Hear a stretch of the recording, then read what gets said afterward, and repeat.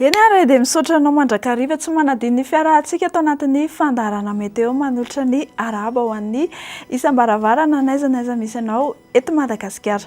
Ahitana fatr'andro ratsina zone de convergence intertropicale ny fatra avaratry ny lakan-drano Mozambika izay mitondra oram-be amin'ny tapany avaratry Madagasikara iny. Etsy andanin'izay dia misy front ihany koa atao tsimotsinanan'ny nosy izay mampahazo vahana tanteraka ny rotsakorana. Mahakasika ilay andian-drahona atao avaratra atsinanana izay hitantsika amin'ny sary ato kosa dia mbola araha-maso hatrany izy amin'izao fotoana izao ary tsy misy fiantraikany velively amin'ny toetry ny andro eto Madagasikara. Dia izay no ela fa indro atolotra anao manaraka izao ny toetry ny andro no tombatombanana ho amin'ny rapitso, ho amin'ny maraina dia andrahoana na anjombona ny andro ny faritra Sava sy Menabe iny. Ny ilany atsinanan'ny Madagasikara iray manontolo arak'izao hitantsika amin'ny sary izao dia hilatsaka ny orana ary anoram-baratra na isy ny sisa anoram-baratra ny amin'ny faritra sisa izay tsy voatonona teo.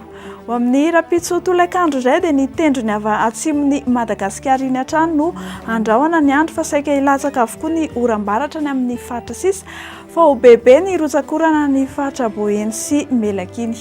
Tsy dia misy fihetsehany firy ny maripana no vinavinaina ao amin'ny rapitso maraina. 10 degré celsius ny any amin'ny faritra Ivakinankaratra, 4 degré ny faritanin'ny Fianarantsoa sy ny manodidina azy.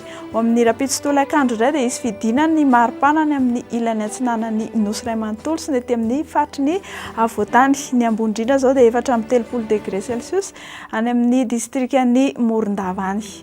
Ibalika be tompoko lahy sy tompoko vavy ny masoandro amin'ny rapitso faritry Bangkok ary 9 zany any Paris, Milan, Johannesburg sy Nairobi.